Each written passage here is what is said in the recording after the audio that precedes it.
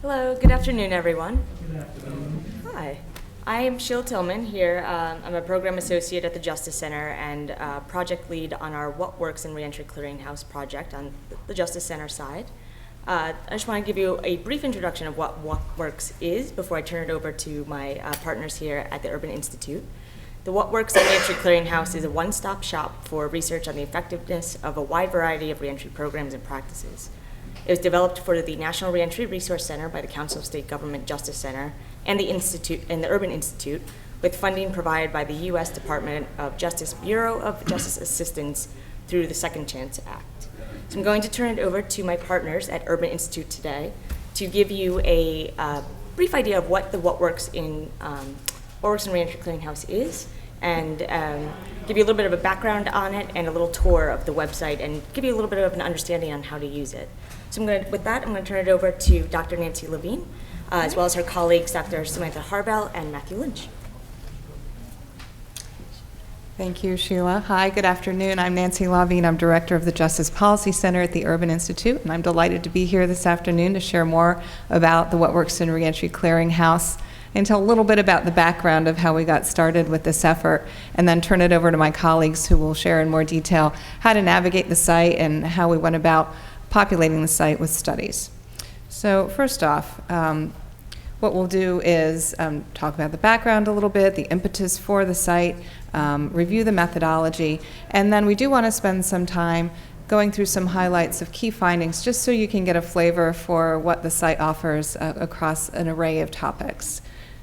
So we're going to walk you through the website so you can see how to navigate it as well. And when we do that, I just want to share, and time permitting, maybe we can open this up to not just questions but contributions as well. This is a work in progress, both the content as well as the look and feel of the website. We're keenly aware that there's a lot of opportunities to streamline the data and make it more accessible. So if you have any thoughts along the way, either in the course of the Q&A at the end of this talk, or if you want to approach us after the panel breaks, we'd welcome your input. Okay, so what is the What Works in Reentry Clearinghouse? Or more likely, why did we decide to go about doing this? This dates back to trying to figure out how many years ago the National Reentry Resource Center has been in existence, but I think it's probably seven years or so. But when it was first developed, it was a partnership with the Council of State Governments and a host of other entities, including the Urban Institute. And Urban, as you may know, is a nonprofit, nonpartisan research and evaluation organization in Washington, D.C. We do a lot of research on the topic of prisoner reentry, corrections, and then a whole host of other crime and justice topics. So when we got together with the Council of State Governments Justice Center, we thought, how can we be of service to the field? What's missing that could be a part of the clearinghouse that would be of use? And what we zeroed in on very quickly is the fact that even back 6-7 years ago, there was a lot of talk, arguably lip service, to evidence-based practice. I mean, it was right around that time that when the federal government issued grant opportunities, they'd say successful grantees will demonstrate that they're engaging in evidence-based programs. And then you started seeing grant applications and hearing, directors of departments of corrections and other people talk about how we engage in evidence-based practice and we believe in science. And I have no doubt that that belief was sincere, but I had a lot of doubts about what people were thinking was evidence to follow. In fact, back then, and this does exist to some degree today, a lot of the so-called evidence was who could shout the loudest about how great their program was. There are a lot of evaluations that, while well-meaning, really don't pass muster in terms of methodological rigor. So enter the Urban Institute. There was a sense that we didn't know what worked back then. I had a sense that we did, but that it was buried in refereed journal articles and places that are not at all accessible to practitioners or policymakers, but certainly Urban was aware of those sources. And so we set about to helping the field figure out how to decipher that research, know which research is truly credible, and help them find the key takeaways, because I know if any of you have looked at some of these journal articles, they're almost written in a different language, right? I mean, not to knock academics, I mean, I'm kind of a recovering one myself, but, they talk to each other. They don't talk to the larger audience. So there's a lot of translation work that needs to be done. And also, how relevant is the research? Where does it fit in the larger context of policy and practice? So that's what we set out to do. That's just a wide overview of what we set out to do, but I'm going to turn it over now to Samantha Harvell, who's going to share more about the methodology. Thanks so much, Nancy, and thanks to all of you for joining us today. We're really excited to be sharing this resource with you and talking with you a little bit about the background development and then also the website itself. So we do take a systematic review approach to this project. We have identified any relevant reentry study that we can find through a systematic review process, looking both at published literature and at gray literature that exists not necessarily in published journals, but in reports and technical reports and that sort of thing, because I think there's really rich information there that can potentially be lost that's really relevant to the field. We screened out through our process studies that did not meet either relevance standards and or methodological rigor standards, and I'm going to tell you a little bit more about those in just a moment. We've gone through a really detailed process of coding any studies that met muster and that were eligible for inclusion in the What Works in Reentry Clearinghouse for information about the findings, about the methodology that was used, the population that was studied, and those types of things. We rated eligible studies, methodology, and findings, and again, I'm going to tell you a little bit more about the ratings key and how to interpret that information as well. We've written relatively detailed, although as streamlined as possible, summaries of every eligible study that we've included in the resource. So you're able to kind of access information at whatever point you're interested. Tell me what we know about substance abuse programs, or give me really detailed information about the specific program. So there's quite a breadth of information available on the resource. And then we synthesized, sorry, I was getting ahead of myself, we synthesized information across eligible studies for each intervention to be able to say to you, this is what we know about substance abuse studies, this is what we know about the research on therapeutic communities and their effectiveness. So that's the general process that we go through. To do a slightly more deeper dive, just so you get a feel for what the requirements are for inclusion, we do have content and relevance criteria that we look at first. So we do only include studies that are quantitative in nature. Qualitative studies that are associated with quantitative evaluations are included as well for that rich information. But the actual program evaluation has to be quantitative in nature. It has to be focused on a population returning from incarceration. So we're really interested in isolating what this is the What Works in Reentry Clearinghouse. And so we're really interested in looking at, a certain group of programs may be effective or differentially effective with different populations. And we really want to be able to say with confidence what is effective for individuals who are reentering from an incarceration setting. So it does have to be focused on that in order to be included. And it also has to look at a key reentry outcome. So we've included recidivism, employment, substance use, housing, mental health, and education. So it has to be some outcome related to that in order to be included. We did make a decision to look at studies that have been published since 1980, given sort of changes in the policy landscape since that time. And then we also have a number of methodological criteria. So, and this is where, as Nancy mentioned before, there is a lot of information out there, and we really want to make sure that we are giving you the summary of really good research in this area. And so for studies that are relevant, we then look at the methodological rigor with which they were conducted. It has to be either a randomized experiment or a randomized control trial in RCT, as you often hear about, or a quasi-experiment with really strong matched groups or statistical controls, just to give us that confidence that when they did the evaluation, they had two groups of individuals or participants that were fairly matched, and that we have confidence in the findings that they identified in the end. We did require a minimum sample size of at least 30 in each group. We require that researchers use intent to treat analysis. Again, that's as a goal of making sure that we do have comparable groups when we're looking at comparisons, and that this is an independent evaluation. So it either does have to be published or be conducted not by the program developers, but that there was an independent evaluator looking at the program.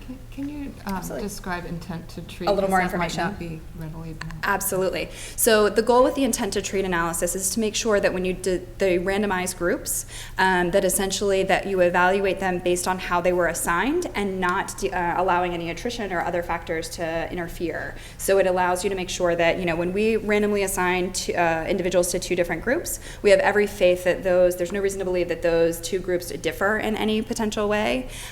If, for example, there are attrition issues where a large group, a large number of individuals in one of those groups leaves the study, we then potentially have differences between the two groups, and we would be concerned about our ability to compare them and concerned about the findings that were the conclusions that we draw from that study. So the classic example of that is when you compare program completers to non-completers. Yep. And we see a lot of that in the literature.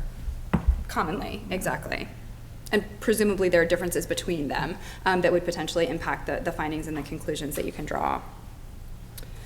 So just to give you a quick snapshot of progress, through a number of really comprehensive systematic searches that have been conducted since the beginning of the project, we have identified 3,728 separate studies. Those are organized into what we call study series. And just to give a little bit of an explanation there, sometimes there are multiple publications that come from the same evaluation, and we review and evaluate all of those together. So for our intents and purposes, although we've looked at that number of publications, we've looked at just a little over 3,000 study series. The majority of those were actually screened out as irrelevant to this context. Either they didn't look at relevant outcomes, they were not a reentry population, it was a broader population or a different criminal justice cohort. It was not, a number of the studies that we identified were not evaluative in nature. They were descriptive or didn't actually include program evaluation elements. We excluded studies that only had qualitative methodology employed. We also identified, of course, a number of review and meta-analyses that we use as a resource for identifying the original research, but we always go back to the original research. So the findings of those are not incorporated into the What Works Clearinghouse at this time. We have, however, screened in over 900 study series that were potentially relevant. More than 150 of those met our methodological rigor requirements, have been coded, and the majority of those are available to you on the website. A little bit over 500 did not meet those methodological rigor standards, so they were relevant, but they were excluded for not sort of meeting our minimum bar to have confidence in those findings. And we still have a large queue of 194 studies that we have in the queue that are awaiting review at this point. So we'll start to incorporate some elements, and you'll see these once we do the website tour. But I just wanted to give you a feel for how we make our assessments and how to interpret these symbols. So there are sort of two levels of ratings. The first, each study receives a rating of either high rigor or basic rigor. And so as we described before, there are those basic methodological rigor criteria. Every study that's in the What Works in Reentry Clearinghouse website is at least basic rigor. We have sort of a step above that. We have high rigor requirements. So if it includes at least 100 participants in each group, if they were followed for at least a year, there are additional rigor requirements that allow a study to be designated a high rigor study. And so you'll see that for each study that you review on the web. And then within each study, we rate each outcome. So this is a little bit different than some of the other resources that you may have referenced, because often with a particular program, they'll give you an overall rating. This program is effective, period, end of statement. But what we found is that you actually see some programs are very effective at reducing substance use. Some programs are effective at reducing recidivism. And so we wanted to give more nuanced information about in what ways programs are effective or ineffective. And so for each study, we rate each outcome.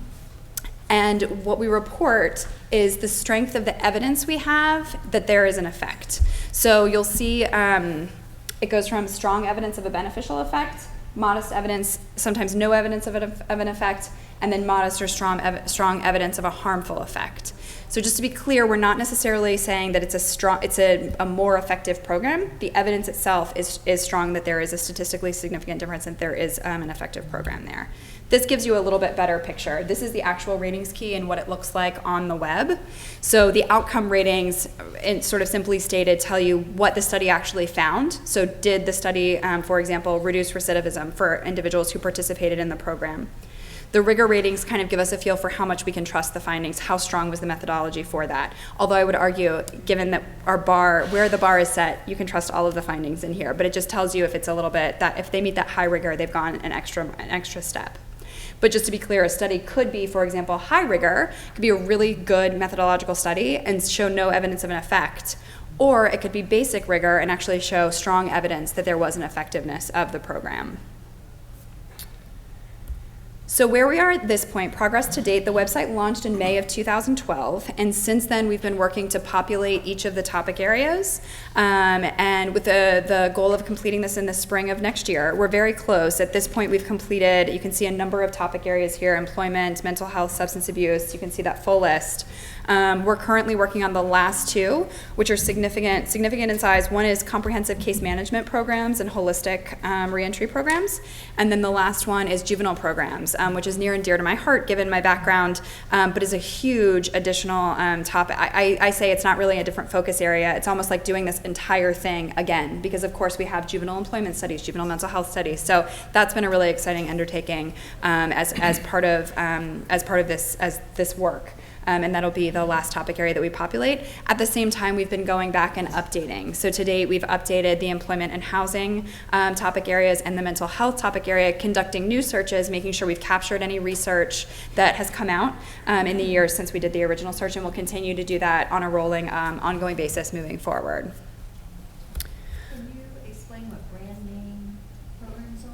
Absolutely. Yeah, and that's a little bit subjective call. They're essentially programs that are widely known to the field that have, gosh, I don't know how the best way to describe that, like how we... They're typically comprehensive. They are often replicated or being in the process of replication. Yeah, have had multiple evaluations of them frequently. A lot of the programs that we've looked at have only been evaluated a single time. A number of the brand name programs have been evaluated and implemented and evaluated in multiple settings. So, for example, so I think I'm like thinking for a change, would that be a brand name program? That would be. Okay. That's a perfect example. There's also a lot of overlap because of the beauty There of the is. web. You can have something categorized under brand name and then also under cognitive behavioral change, for example. That's what I was trying Yeah. to... Exactly. You also see there's a search mechanism, so you don't have to be wedded to these categories either. You can just enter a search term. And Mathew's going to walk through that, but that's one of the, I think, the greatest advancements in the new website is the ability to do that. Things are now more like labels and less like folders, I guess is one way to describe it. So we have much more flexibility in the way that you're able to access information. I saw one other hand. Yep. So on the completed topic areas, does that mean those are only adult topics? And then you're going to go to juvenile topics? Correct. We're working through juvenile topics now, and there's actually an internal discussion and a debate about how we present that information. Do we then add sort of the juvenile chunk within each of the existing topic areas, or do we isolate them? And that's kind of an ongoing discussion that we're having at present. You can do both again Yeah. because of the web. You can have juvenile if people are just targeted there, but then they could also appear under.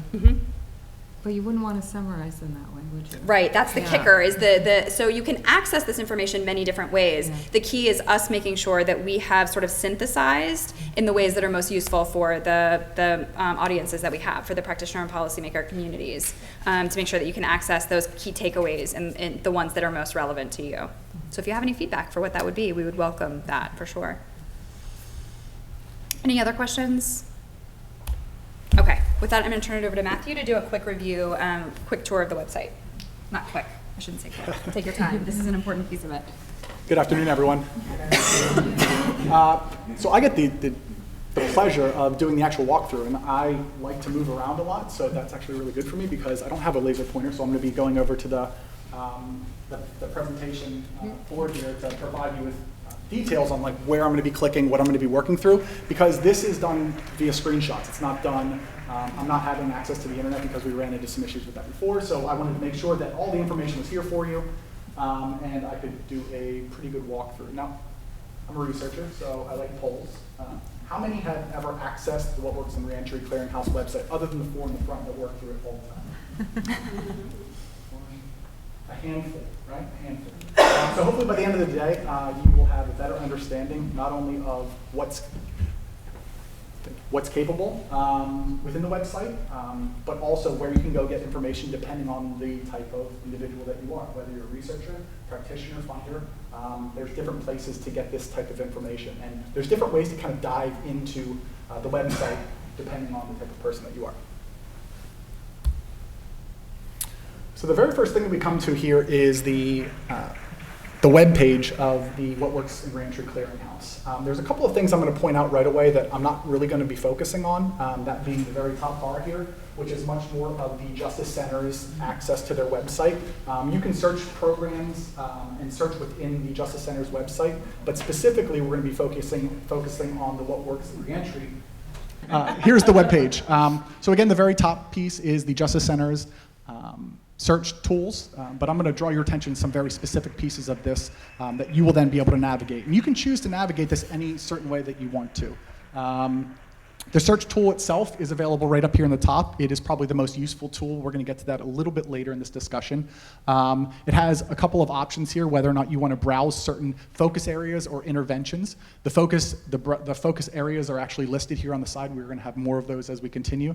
The ratings and the rigor, so if you wanted to assess those over time, you could also do that. A great function of this that you can't see from this screenshot here is that if you roll over any of these ratings keys or rigor, it gives you a little bit more information about that, right? So if you wanted to know, if you weren't quite sure what the difference between the rigor ratings and the actual rating keys were, you could actually access that by just scrolling over top of that. And the final is just a little bit of information about the What Works in Reentry Clearinghouse. But we're going to focus right now on some of the focus areas. I'm going to be clicking on, envision that I'm clicking on the substance abuse section here for our next slide. So when you click on that substance abuse focus area section, this is what comes up. This is the home page for the substance abuse focus area. It gives you a couple of options here. It breaks it down by, lovely. What is the substance abuse focus area? It gives you a lot more information. Summary of evaluations and outcomes here provide you with the rigor ratings for each individual evaluation, the evaluation's name and year that it was published. And then outcomes on recidivism, employment, and substance abuse. Some things that people often overlook are these little buttons over here on the side, which allow you to view more options. It gives you so much more information, and I'm actually going to be clicking on this next set here, which is the bottom one, because if you would view this, it would only look like there are 5 evaluations that exist within the substance abuse framework, where there's over 29 right now. So. If you extend that down, you're able to actually review the rest of the substance abuse evaluation summaries. They're alphabetically ordered, and again, very similar to what I discussed earlier, if you scroll over any of the outcome measures, it provides you with a little bit more detail on what you can expect. Even below that further, it then provides you with an outcome or with a discussion of all of the programs that the substance abuse focus area provided you with access to. Right, so not only, so it provides you with the programs specifically that were evaluated, as well as the individual evaluations that were done for each of those programs.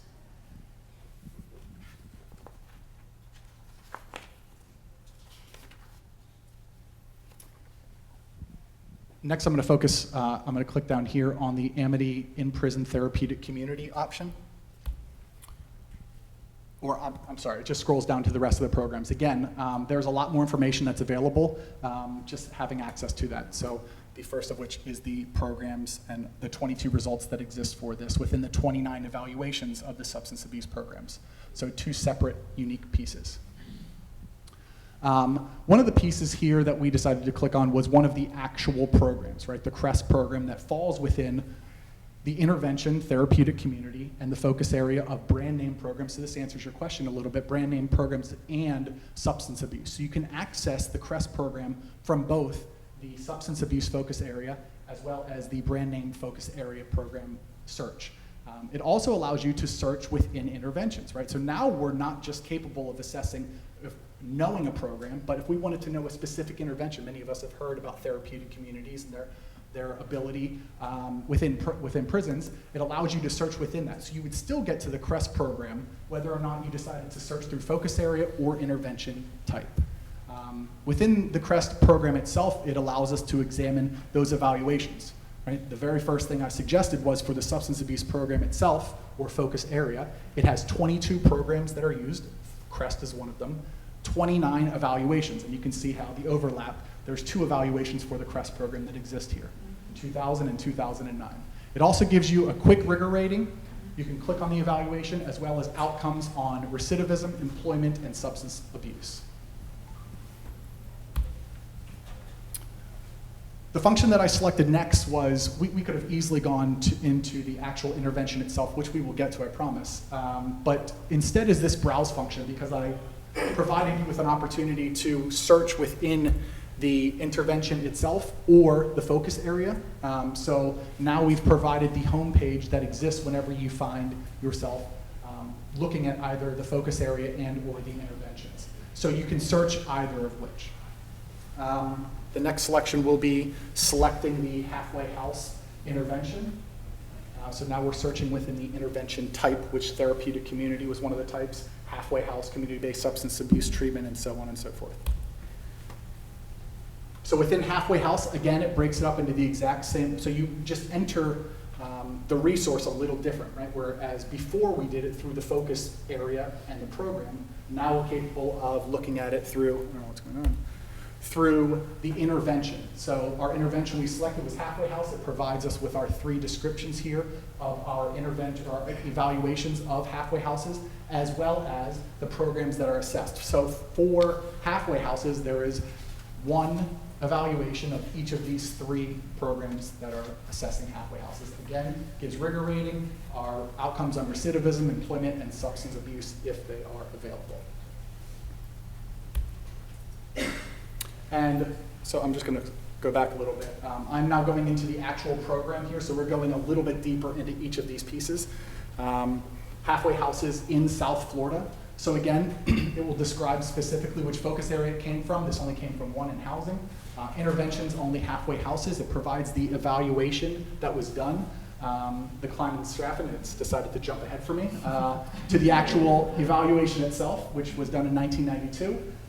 It provides you with a whole bunch of information. This information has since been, I checked it again today, has since been reordered. So what you first find is the findings outcome, as well as the methodology. Below is methodology limitations. Then you have some citations and some future research options. So we make those decisions and we try to put that information in there. A few extra options at this evaluation level, which is the most specific level that you can get to within this What Works Reentry Clearinghouse, is it provides you with the age, the location, and the gender for which this evaluation existed. So it gives you pretty easy access to not just the findings and methodology that was used, but who it was going after. And now that we can speak to that a little bit more, hopefully it doesn't jump ahead too much.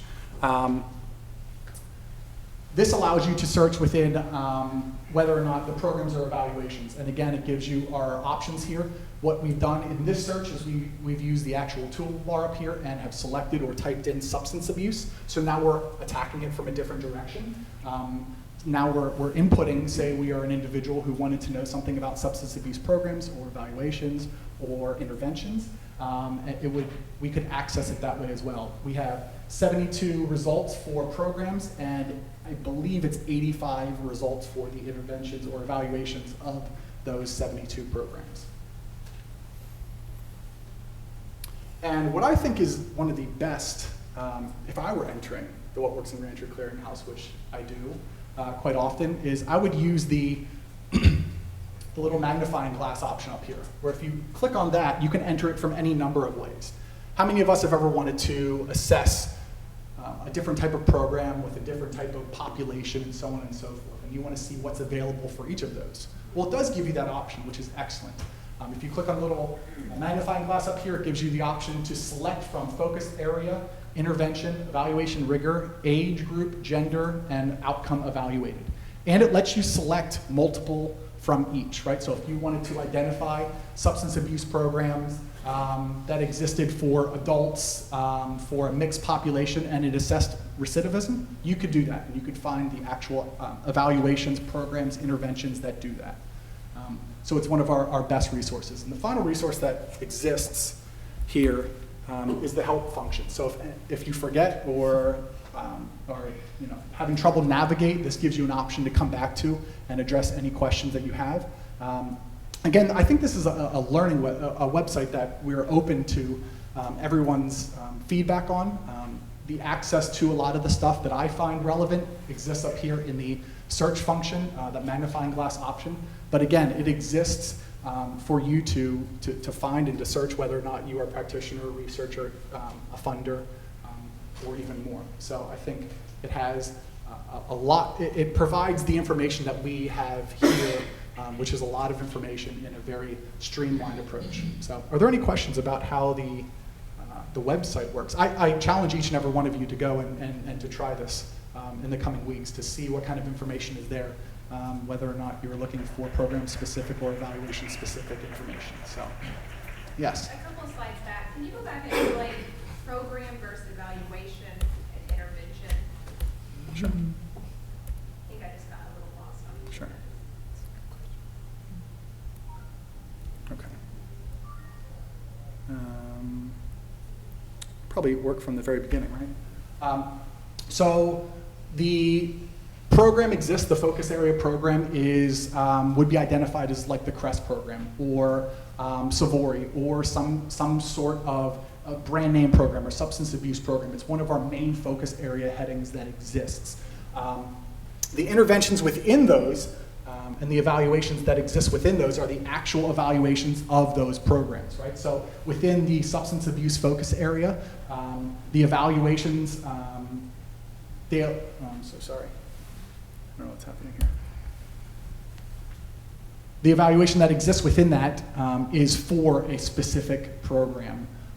And the program then will fall under the umbrella substance abuse focus area. So it works from a very large scale umbrella, which is like the substance abuse focus area, to a specific program within that, whether that's CREST, whether that's another brand name program, and then it goes down to the most finite level, which is the evaluation of that. So that would be your journal article that was written to evaluate the actual program, right? And this can exist at multiple levels. This can exist, a lot of our programs were assessed multiple times and give us multiple findings from different areas. So again, it kind of works from the umbrella all the way down to the very finite. Does it allow you to do printable versions of the studies? I don't believe it links directly to the printable versions of the studies. No, it does not. It does provide you with our summary of findings. So we do break down the different pieces of the evaluation itself, but it doesn't link directly to. It does also provide the citation. It does provide the so, citation. So you could go and look up the study, but unfortunately it does not link to the study. A lot of these journal articles are behind paywalls is the reason. Right. So it does provide you the summary or the citation if you did want to go access it directly. So I'll hand over here. If you have 6 studies on one program, then you go through them all and summarize the evaluation based on all of those and the evaluation based on individual ones, both?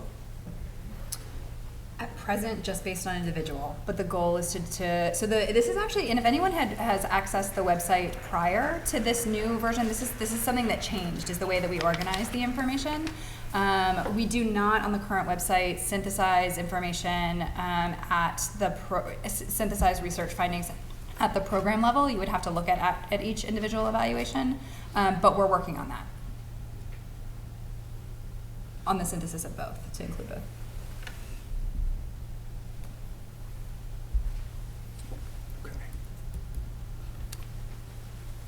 So I also have the distinct pleasure of opening up the key findings, which is, I think that learning to navigate the website itself is in itself it can be very difficult and daunting. But once you get there, the information is vast. There's tons of information from all the different focus areas.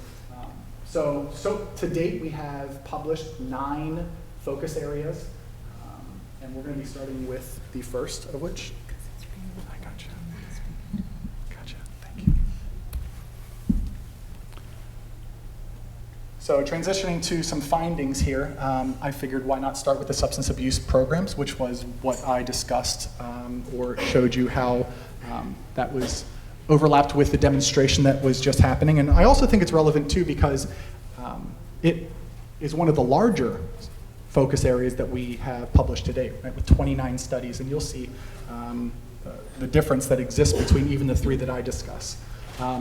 So far, the substance abuse programs, 29 have met our eligibility criteria for rigor and relevance, 12 of which as high rigor, 17 as basic. We're going to try to stay consistent across all of them because I know it can get pretty overwhelming, but every single one of these focus areas will have outcomes based upon recidivism. I know that many of which, for substance abuse, for example, has outcomes based upon substance abuse outcomes, but we're going to at least stay consistent and provide you with the recidivism outcomes. 21 of 29 have shown an effect on recidivism outcomes in some way, and the positive findings for those exist at the therapeutic community, DUI, DWI, and cognitive behavioral therapy. Specific for therapeutic communities, which of the 29 studies is made up of 16 of our vetted studies thus far, 67% found positive effects for recidivism. And I said I would speak a little bit about maybe the other outcomes as well. They also, 75% of those 16 studies also have shown a positive effect for substance abuse outcomes that we've assessed. 9 of the 12 that are non-therapeutic community outcomes or programs have showed reductions in recidivism as well, including the DUI and DWI and cognitive behavioral therapy, as well as some social support treatment outcome programs. But mostly it's difficult to draw conclusions on substance abuse alone. Even though we have one of the largest focus areas, it is many of the programs are only evaluated once. So it's very difficult to draw any of those affirmative or firm conclusions from that. The next program we're going to, or the next focus area that we're going to assess is the family programs. And you can see the distinct difference between the substance abuse section and the family section almost immediately, right? 29 programs in substance abuse and only 3 that have been vetted for family programs. All 3 of which are in-prison visitation programs that have been vetted. All 3 have been rated as basic rigor, and the 3 studies have shown a beneficial effect, either modest or strong, for those recidivism outcomes. But along the lines of the studies themselves or the evaluations themselves, there are some limitations to these inmate visitation studies and exist in spurious findings. Particularly, some of the visitation findings aren't addressing things like family bonds, proximity to prisons for family, right? So assessing whether or not a prison visitation program works has a lot of other factors that it actually takes into consideration that a lot of these studies struggle with.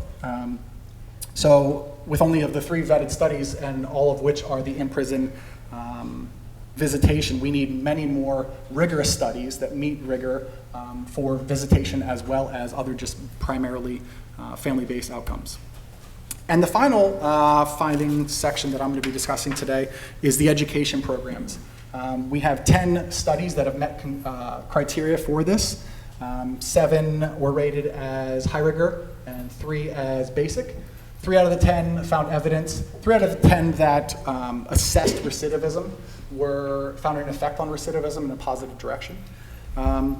And all 3 of those that were strong evidence, post-secondary education and vocational education training, GED and adult basic education programs did actually show no effect for the outcomes. And again, we have some very similar challenges, right? We have a lack of rigorous studies in this particular topic area. It would be great if we had some more programs, educational programs, that assessed things like females and risk assessment. So I'm going to turn it over to Sam now to do the final 6 focus areas. Thanks so much, Matthew. So next up, we have housing programs, and this is actually a focus area I mentioned we had been updating along the way. This is one of the topics that we have recently updated. There were 7 studies that met the inclusion criteria for the clearinghouse. 3 of those, you can see in the graphic there, demonstrated some kind of effect on recidivism outcomes. 5 of the 7 evaluated halfway house programs. and 2 of those, I'm sorry, it's a lot of numbers throwing at you, but 2 of those found reductions in recidivism. But digging a little bit deeper, what was kind of interesting is one of the studies also found that halfway house programs were more effective when they were targeted to medium to high risk individuals. And also that impacts varied based on the characteristics of the facilities themselves, based on types of service offered, the staff quality, use of assessment tools. There were a lot of factors that played into that. And so you'll see there's one study in this category that actually showed strong evidence of a harmful effect in terms of recidivism reductions. And that was a program that the process, or that qualitative piece, which we find to be so critical, had raised a number of red flags about the components of the program. So again, the fact that it wasn't able to find an effective, that it wasn't effective, is likely due to the characteristics of that specific program. The studies in housing programs that were not halfway houses, one of a supportive housing program called Returning Home Ohio was actually evaluated by some colleagues of ours. There were promising findings there related to recidivism outcomes. There was also one evaluation of a housing voucher program, and that actually found no effect, but again, it's just one. So as we continue to build out and the research grows in this area, we look forward to revisiting and including additional information there. Next up is employment. This is another area where we have a number of studies. So 27 studies met inclusion criteria for our employment programs. 13 of those were about half and half. 13 were rated as high rigor, 14 as basic. And as the sort of simple takeaway from employment is half and half applies across the board. I feel like there are really mixed findings in this topic area. 15 of our 27 studies showed no evidence of effect when you look at the overall picture compared to 12 studies that did. There were mixed findings. There were a number of sort of subcategories within employment programs. So we looked at work release programs and prison industries. In each case, there were multiple evaluations, and they were about half and half in terms of those that found an effect and those that didn't. That was similar for the sort of unique programs that were each individually tailored and designed and didn't fit kind of a specific type. And so it really just sort of underscored for us that if you're looking to unique examples, we certainly have a number of proven effective programs on here, but there is quite a bit more research to be done in this area. There's quite a number of questions remain around effectiveness, particularly on programs targeting women. So we have limited research in this area, programs that include women in their samples. So the relationship between employment and recidivism in particular is complex. Definitely more research to be done there. A number of studies did look at employment outcomes as well, but not as many as you would think. The majority looked just at recidivism outcomes. Moving on to mental and physical health programs. This is another topic area, along with employment actually, that was just updated. There were 16 studies that met inclusion criteria here. In this case, we had 5 that were rated as high rigor and 11 that met our basic criteria for inclusion. Here, 7 of our 16, we found no evidence of an effect, but 9 of the 16 we did find, and actually 6 of them demonstrated a strong evidence of a beneficial effect on reducing recidivism. In particular, we found really promising findings for comprehensive case management programs to address individuals who are coping with mental health challenges. We had 5 studies in that topic area, and 4 of the 5 found reductions in recidivism for that type of program. In this particular area, aftercare seemed to be a particularly important criteria and element for success. There was one study each of the use of Medicaid benefits and meditation, 2 very different things, but both in a positive direction. And also positive studies for a program called Moving On, which is targeted to women. Again, would be another example of a brand name program. We saw evaluations of that program implemented in 2 very different places, one in Minnesota, one in Iowa, and both demonstrated strong positive recidivism reduction findings. That was a curriculum-based program that focused on relational theory, motivational interviewing, had cognitive behavioral approaches. So that in particular when we see a specific program that has multiple evaluations, that sort of bolsters our confidence that, again, when implemented with fidelity, which we'll talk a little bit about later, can be effective. And we've expanded this. If you've gone to the resource before, it actually was just mental health, because we've always looked at it as mental and physical health, but in the update is the first time we've had a physical health study that met criteria for inclusion. So we've now expanded it to be mental and physical health, and we'll continue to as we update, look for new research in both of those areas. Sex offender treatment programs is the next up. There were 7 studies, so these were all correctionally based treatment programs. There were 7 that met criteria for inclusion, 2 were rated as high rigor. And this is an area where the balance is tipping somewhat the other way. 5 of our 7 on balance showed no evidence of effectiveness in reducing recidivism. We definitely need more research in this area to tease out aspects of specific programs that are effective. And another finding that we noted here that was really notable from our perspective, 4 studies actually found a reduction in non-sexual reoffending, but not a similar reduction in sexual reoffending. And 3 of those studies actually found increases in sexual reoffending. So that was a finding that really stuck out to us, and clearly there's more research that needs to occur in this area, and we'll continue to sort of scour the research base and look to get some clarity on that piece. Any sense that that was a result of a surveillance effect? It certainly could be. Yeah, I don't think we have a good, we didn't have good contextual information to confirm that, but I think it certainly could be. Sorry, I'm just gonna grab water quickly. Thank you. I think like everyone, I've got just a little bit of a non-cold ear. We have just a few topic areas left because we did want to leave time for feedback and also for questions. So next up are cognitive behavioral programs.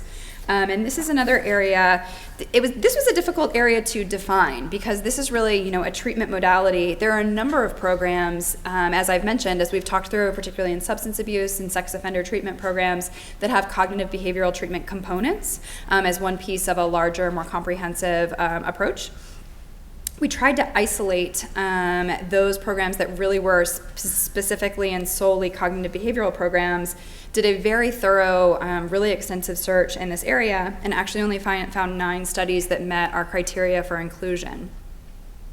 And all of those evaluated essentially different iterations of the reasoning and rehabilitation program, which is another name brand program that you may be familiar with. That was originally developed for use in Canada, but has since been implemented in a number of areas. So one adaptation of that was the Enhanced Thinking Skills program, which is essentially R&R in the UK, and that was included in the evaluations that we found.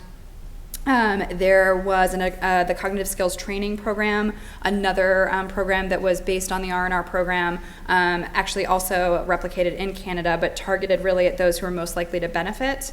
And then the Georgia Cognitive Skills Program was a specific implementation of R&R in the U.S. in parole districts throughout the state of Georgia. Excuse me. So this was kind of an interesting opportunity to look at multiple iterations and multiple implementations of a similar program, and there was somewhat limited evidence of effectiveness. Only 2 of those evaluations found an overall evidence of an overall beneficial effect. There were some positive results in some of the sub-analyses, particularly around women, and actually one around, one of them was more effective with low-risk individuals. But when we do taking a step back, when we do look more broadly at the cognitive behavioral programs, we call them CBT plus, for lack of a better, more technical framing. Those programs that were cognitive behavioral in nature but included other programs, generally we see much more positive results. So if you look across including a number of the sex offender treatment programs, a number of the substance abuse programs that were CBT in nature, and so our conclusion from that is really it suggests that CBT can be more effective as one part of a more comprehensive program. This is another area, though, that the only outcomes that were assessed in the studies we included were recidivism, and so there's a real need to look at the impact of CBT programs on other outcomes in this area. Okay, and I should have mentioned, I'm sorry, cognitive behavioral treatment is the first program that's actually not yet available on the web. We're working on it, it's almost up, but that one and this one have not yet been published, so they're both in the works. You'll be able to access this information soon, but we wanted to go ahead and give you a sort of preview and an overview so you'll know what you can expect, hopefully in the coming weeks and couple months. So this last topic area, kind of like juvenile programs, is a really large one. We titled it Supervision and Sanctions Programs, and really this is the focus area that captures the wide range of mechanisms that criminal justice systems use to reduce recidivism around sanctioning and supervision components. So this area is somewhat unique for us because in addition to program evaluation, we included quite a number of policy evaluations, which had not been excluded prior, but we just hadn't run into them as frequently as we did just based on the nature of the work. So this is kind of a huge topic area. 28 studies met criteria for inclusion, and 9 of those were rated at high rigor. This is another area where we have kind of half and half when you look at the overall, if you really step back and you look at the overall in terms of effectiveness. But we were able to draw more nuanced conclusions because these are very different programs. So as an example, the buckets that we looked at, a number of them looked at community supervision and parole.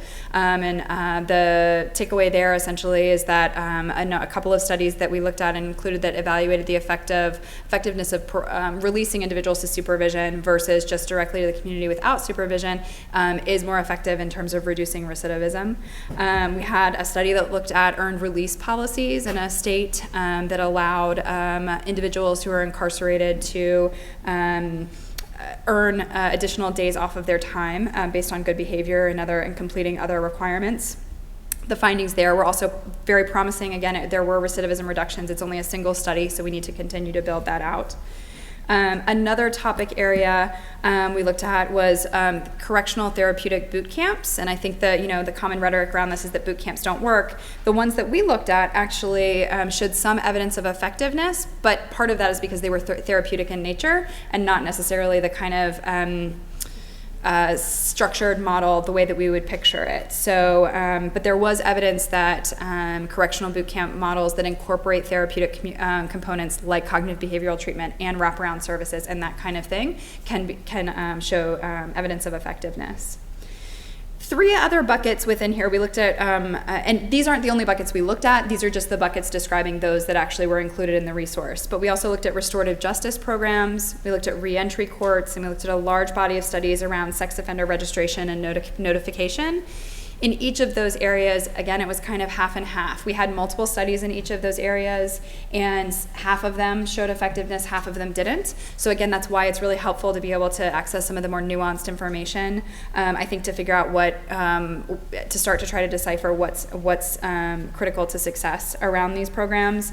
One of the things that was interesting here is with the restorative justice and the reentry courts, each one had programs evaluated multiple times, and in one case the results got better, and in one case the results got worse. And so that was a really good reminder for us of the need to evaluate these programs over time, and it's not one snapshot, one time, one point in time doesn't necessarily capture all findings moving forward forever. If there was a study in 1992, things have changed probably, and it's likely that you need to access more recent research.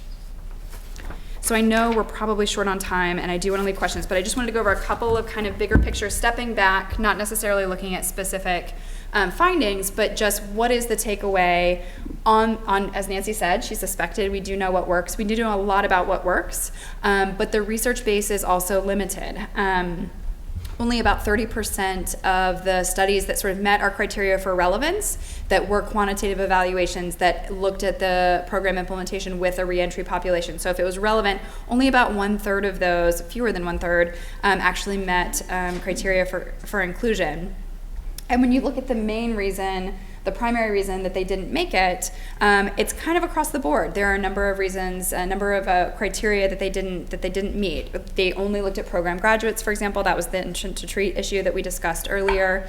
They didn't have sufficient controls, so we had concerns about the comparability of the groups when we were looking for an effect. Didn't use a comparison group at all, so that's often the case, especially as programs I think are just getting up and going. They'll just follow a group and see how they're doing, and so we don't have a really good comparison there.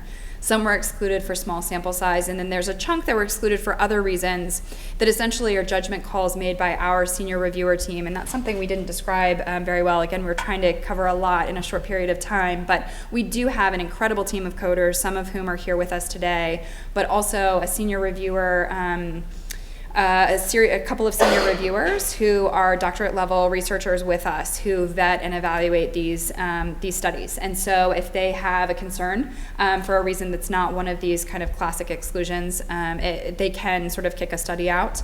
And that's often collectively made amongst the management and senior leadership team. So there's a lot of care taken with these. Very quick, so concerns and lessons. There's a lack of attention to fidelity across the research that we've looked at. So we know that the program is only as good as its implementation, and only 31% of qualifying studies provided any information whatsoever on whether the program was implemented with fidelity to the model. We definitely want to see more work in that area. Really limited focus on non-recidivism outcomes. As I mentioned, even for example in the employment category, I was shocked at how many program evaluations really just looked at recidivism. 64% of our studies looked solely at recidivism. Some looked at multiple, but the bulk are looking at that single outcome.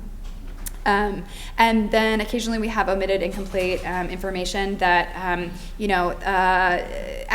individuals are not writing these research reports to meet all of our criteria, and so sometimes there's just an inability to, in short briefs in particular, to access the information that we need. And the other issue here is around publication bias. We do try to access the gray literature, but for the most part, if you don't have findings, you don't get published. So positive or negative, there's certainly that bias that exists within the literature that's a concern moving forward. But it's been an incredible, I have not worked on it as long as Nancy has, but it's an incredible project. It's one that's in flux, and it's been it's an incredible learning experience and great opportunity. So I'm really excited to share some of this with you today and would welcome any questions that you have for any of us, and certainly any feedback. Please do follow up once you have some time to look at it with any suggestions or questions that you have. But any questions before we wrap up today? Yes? It's a wonderful resource, first of all, so thank you for that. But I'm also wondering if the rigorous follow-up requirements mean that voluntary programs are not as well represented, because it's so hard to follow up with the participants who are there voluntarily. Yeah, no, that is a fair point, and it's difficult, right? As you're thinking about how to set the minimum criteria, it's possible. It's certainly a possibility that we've missed that chunk. But I think the trade-off is we set the bar relatively high and feel confident in the conclusions we're drawing from it. It's tough. I guess the other part of that question is there any way to mitigate that because of the nature of the population and the mobility of the population? In the research design, you mean, or in the resource? In the resource, I guess. I'm sorry, I don't know that I quite follow. Do you mean by being more inclusive, or? I guess let me think about it, reformulate the question. Okay, absolutely. Yes. You paired fidelity with implementation. In these studies, you guys actually look at how a program was implemented. That basically wasn't the distance of the program, but how it was implemented by that agency?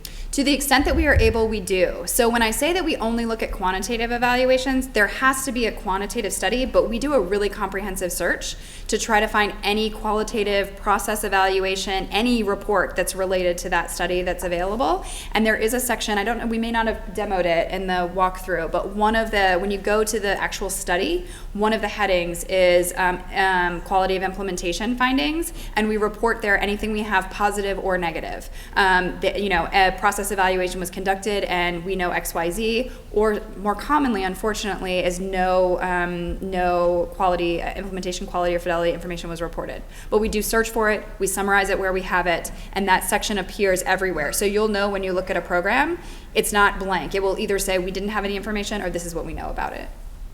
You got anything on Swift and Certain yet? We do not yet. But I recognize the importance of that. Yes? How are you alike or similar to like the Washington Public Oh, WSIP. That's an incredible resource. Yeah, exactly. They take it. That's actually a really great question and a really helpful way to, I think, describe. They take a meta-analytical approach. So we do a systematic review looking study by study. They take a meta-analytical approach. They also look study by study, but then they aggregate the findings statistically, which has, they have their really, WSIP is a fantastic resource, and they have a number of charts that are able to look at cost benefit and to provide a really sort of high level takeaway. One of the challenges and limitations of meta-analysis is that it sort of draws equally from really good studies and studies that are just sort of barely meeting the bar. And so we wanted to provide slightly more nuanced information. I know you feel particularly passionately about this, so I'll let you speak as well. But yes. The other thing is that they treat all programs equally. So they'll pool all the work release programs together, regardless of whether they're serving different populations. Yeah, and then it gets all combined. Mm-hmm. But it's just it's a different way of summarizing similar information, and exactly. I think they're complementary, not necessarily competitive. And WSIP is it's a resource we use as well. Mm-hmm. So I have a question and a quick comment. So I didn't hear anything about desistance, so I wanted to know if you've evaluated any desistance studies. And I asked that question partly because we know that the recidivism studies often count people who have been charged with technical parole violations, which are non-criminal offenses, and that a substantial number of people in multiple states, including New York, have been reincarcerated and referred to as recidivists for not having committed new crimes. Mm-hmm. And I'm not hearing desistance at many of these criminal justice conferences, and I'm wondering, when are we going to advance the desistance agenda, rather than focusing, like you said, singularly almost on recidivism? Mm-hmm. That is absolutely a valid criticism and question that you have, I think, for the field and for the resource more broadly. We do provide that nuanced information. So we will make sort of a judgment about what it says about recidivism, but if you actually go in, we will talk about whether it's related to technical violations or whether it was reincarceration, whether it was there are so many methodological differences. Were they using rearrests? Were they using reconvictions? We do report that level of information. But no, I mean, the framing and the rhetoric, I think that's a great question and something we can think through. We're constantly actually thinking about that, about how to, I think, fairly and appropriately talk about these populations, about these outcomes, and we'll definitely think about that. I think that's right. I think that desistance connotes refraining from any further criminal activity, and we have very, very, very few, if any, evaluations that look at that because they're confined to a certain period of time post-program participation, and that's usually, if you're lucky, it's a year. It might be 2 at max, but that doesn't mean it shouldn't be studied.